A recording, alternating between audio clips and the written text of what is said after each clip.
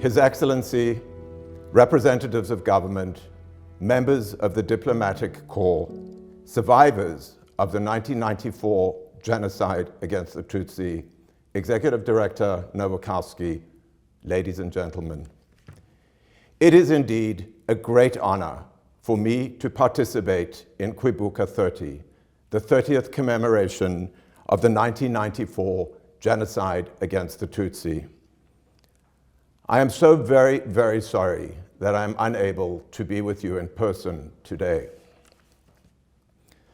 I would like to say a heartfelt thank you to the team here at the Cape Town Holocaust and Genocide Center for their commitment to hosting this exhibition and for continuing to shine a light on some of the darkest moments in human history. Before I introduce you to the exhibition you are about to see, I wanted to give you a little background.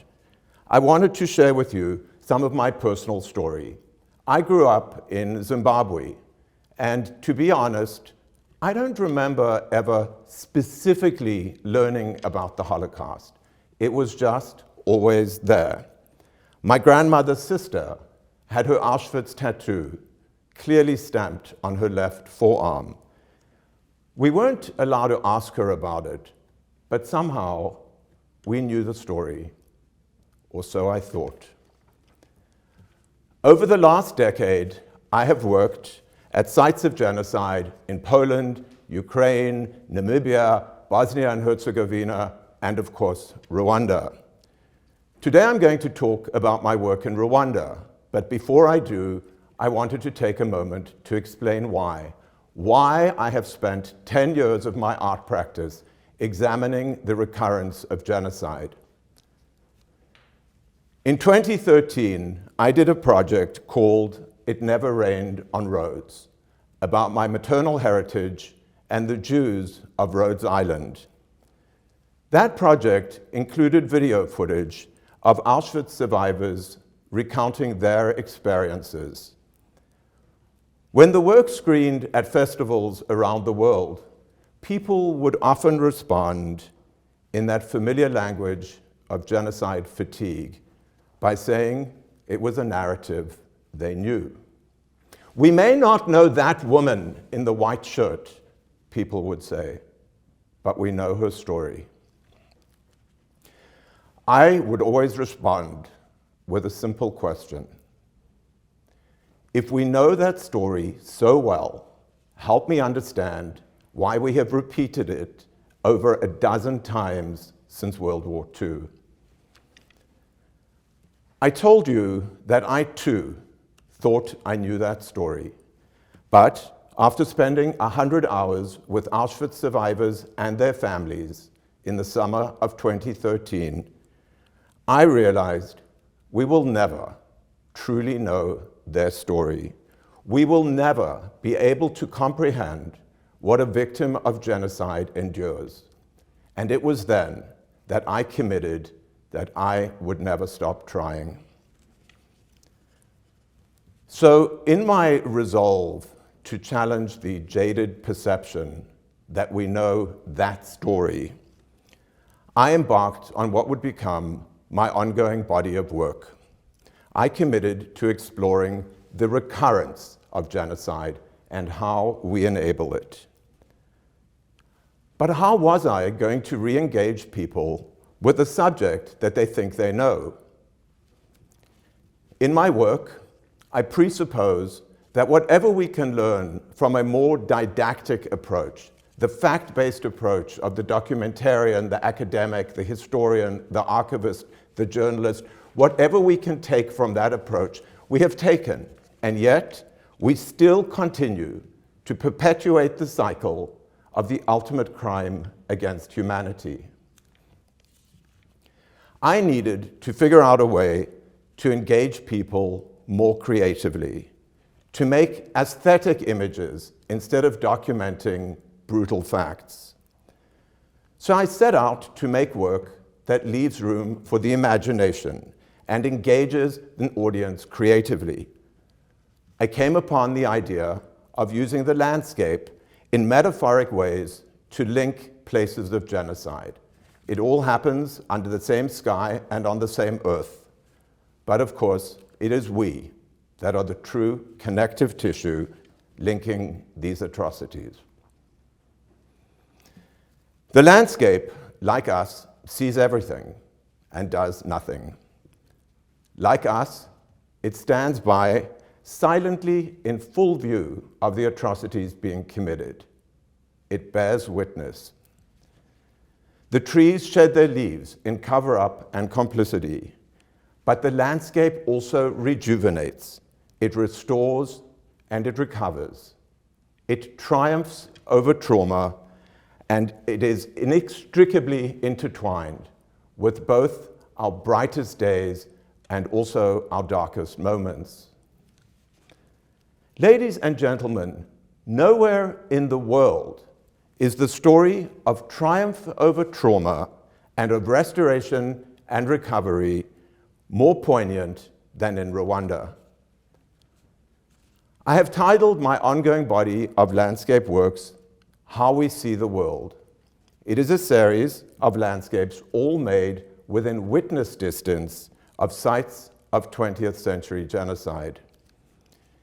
In Rwanda, that metaphoric idea of landscape as witness is particularly fitting. There is virtually no landscape in that small and beautiful country that did not bear witness to the atrocities of 1994. Let me show you two examples of my landscapes from Rwanda so that you know what it is I am talking about. Some of you will recognize the location of this triptych as Lake Kivu in Rwanda. I made this work in the front yard of the church next door to Home St. John. Like at so many other churches across Rwanda, thousands of men, women, and children seeking safe refuge were massacred at the church. A nearby memorial honors the interred remains of 11,400 people. The title of this work is A Ravaged Land Healing, 1, 2, and 3, from Karongi.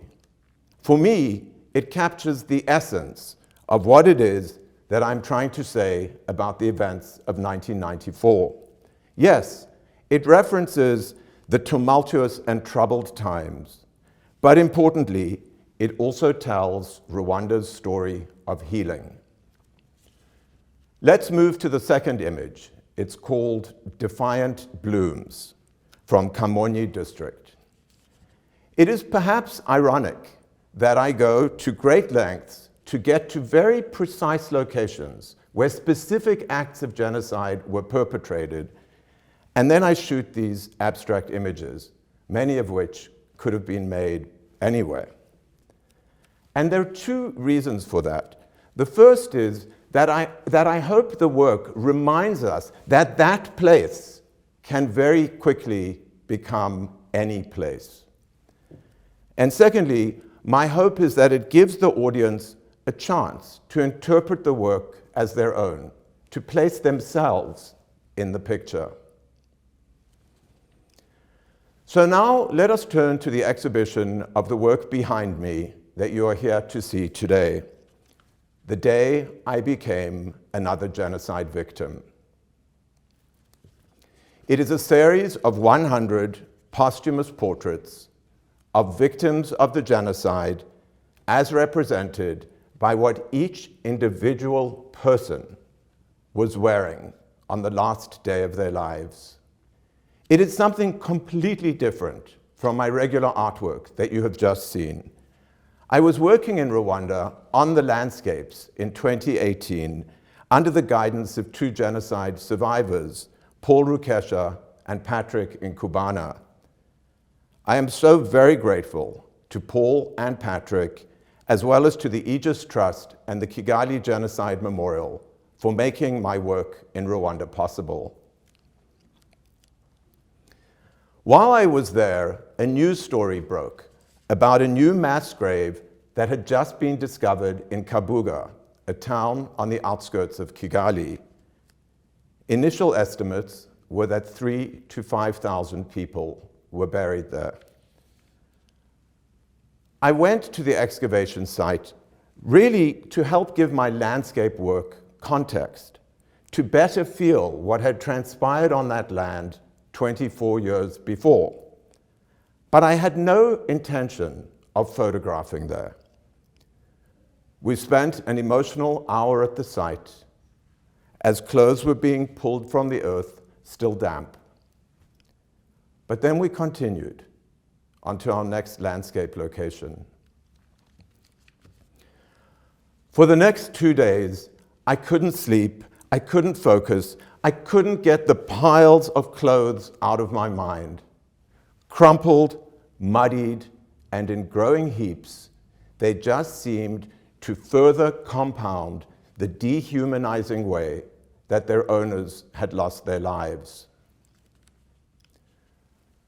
I felt compelled to do something, but I wasn't sure what. So we got permission to return to the site.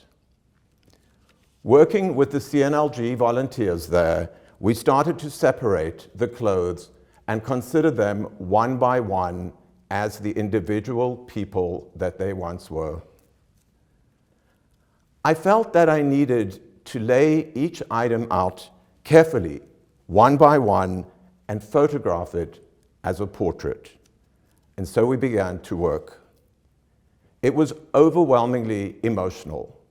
Both Paul and Patrick had identified where their loved ones had fallen by clothes that had been recovered from a mass grave.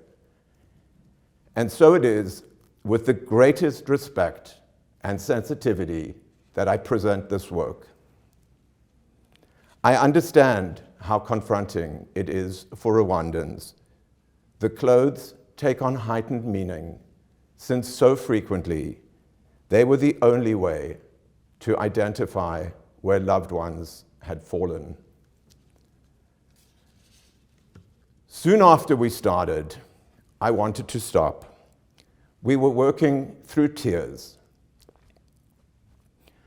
I wanted to spare Paul and Patrick from reliving their trauma, but in all honesty, I also wanted to ease my own emotional distress.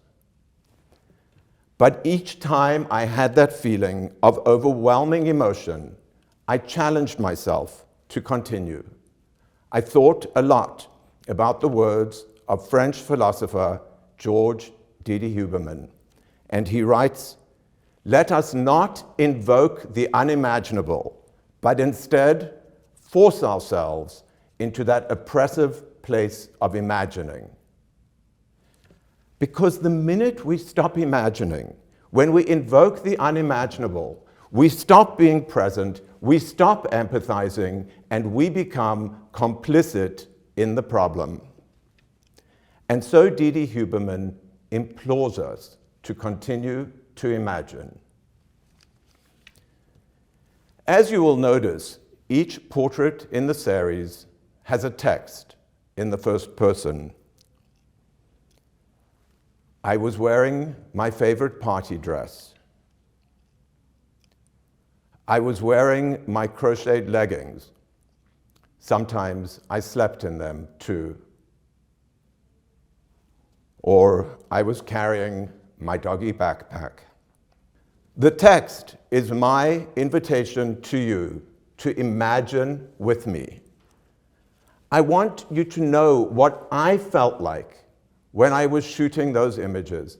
I was making portraits of people, not still lives of objects. This work is my effort to humanize the victims. We can never comprehend 1 million dead people, but we can readily imagine the life story of that little boy carrying his doggy backpack. He had a mother and a father and grandparents and aunts and uncles and cousins and friends. He lived at the very center of his own life story until the day he was brutally murdered. Many of the portraits in this project are of children, and that was not intentional. I had asked the volunteers at the site to help me find complete garments, because that helped me imagine the person that I was shooting. But after a while of shooting, I noticed that I was shooting a disproportionate number of children's clothes. And so I asked the volunteers for a more representative selection of the people who had been murdered at the Kwibuka site. But a volunteer reminded me that I had asked for complete garments. But most adults had been hacked to pieces by machete, and all that remained were rags. It is in recognition of this truth, a truth we must imagine, that I have included a few partial garments in this project. I returned to Kwibuka in November of 2018 when the excavation was complete. In total, they had recovered the remains of 84,439 people. That is a staggeringly high number by any account, but all the more difficult to comprehend because that was nearly 25 years after the genocide. When you start a project of this nature, where do you stop? Is one small shoe enough? Or do you just continue to shoot hundreds of thousands of items until our capacity to feel is numbed? And what about those you can't get to? I felt a responsibility to them too. But I remembered the story of a survivor, and she had told of how she had survived by pretending to be dead, lying under a pile of bloodied, dismembered bodies, when she heard one of the perpetrators say, "I just need one more, and I'll have 100. Those words haunted me. I forced myself to imagine how that woman must have felt, fearing for her life and hearing the perpetrator reduce human life to a number. I just need one more, and I'll have 100. If she could endure that, I could surely stay present to make 100 images and consider the lives of those 100 people. But I stopped after the 100th image to honor that woman's story of survival. As you will notice, the last image in the series is an empty gray square. There is no object representing a victim. It is simply a barren gray square with the words, "We were." And that is in recognition of all those victims who can never be individually identified. I have questioned myself and have been challenged by others about whether, in fact, this is my story to tell. So, in conclusion, I would like to explain to you why I believe it is. And not only is it my story to tell, it belongs to us all, and we have a duty to never stop telling it. While we were in Rwanda, driving to a small remote village to shoot a landscape location, we traversed potholes almost as big as our four-wheel drive vehicle. I asked, how in the world did the perpetrators get there? But I was reminded that they didn't. They were already there. As many of you know, many of the victims of the genocide were killed by somebody they knew. Citizen turned on citizen, neighbor on neighbor. People who had never killed before became murderers. Family members, doctors, clergy, teachers, and so the list continues. Mostly, these were ordinary people incited by simple hate propaganda over the radio. And so we must ask ourselves, what would it take for any one of us to hack someone we know to pieces with a machete? The events of 1994 in Rwanda warn us that it may not take very much. It reminds us that humanity hangs in precarious balance. So I identify as part of this amorphous thing called humanity, and so do most of the people on this planet. What happened in Rwanda challenges our very understanding of what humanity is and highlights its fragility. I believe that that gives each of us a claim to the story of the genocide in Rwanda. In fact, more than that, I believe it gives us each a responsibility to tell that story and to retell it in any way we can, as often as we can, to any audience we can. That is our duty to ensure a more humane tomorrow. In closing, in the Jewish faith, when offering condolences to the family members of someone who has passed away, we wish them a long life. So as we mark the 30th anniversary of the 1994 genocide against the Tutsi in Rwanda, I would like to wish all Rwandans a long life. Thank you.